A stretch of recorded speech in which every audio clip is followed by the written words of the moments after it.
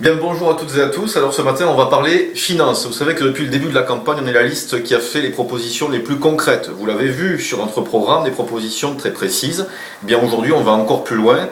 On est la première liste et pour l'instant donc la seule à vous donner le chiffrage de notre programme. Pour en parler avec nous ce matin, Michel Martin. Bonjour Michel. Bonjour Olivier. Les Mazamétains te connaissent, tu as été longtemps adjoint aux finances de Michel Bourguignon et tu vas nous dire comment, financièrement, on a bâti ce programme.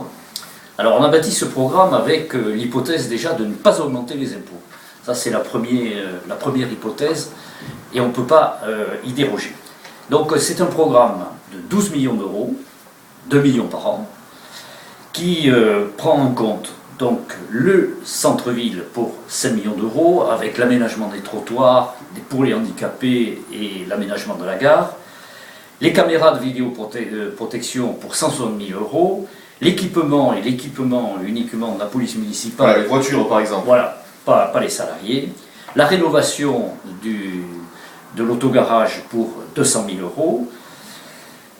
Un plan propreté, qui est un de nos objectifs, pour 300 000 euros.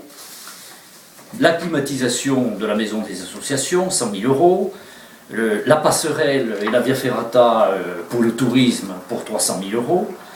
Et tout ceci, nous pouvons le financer par 400 000 euros, disons 20% de subvention, 600 000 euros, 30% d'emprunt sans alourdir la dette, sans la faire augmenter, et des ressources propres pour 1 200 000, c'est-à-dire ce que nous pouvons dégager de notre fonctionnement. C'est ce qui se fait habituellement chaque année.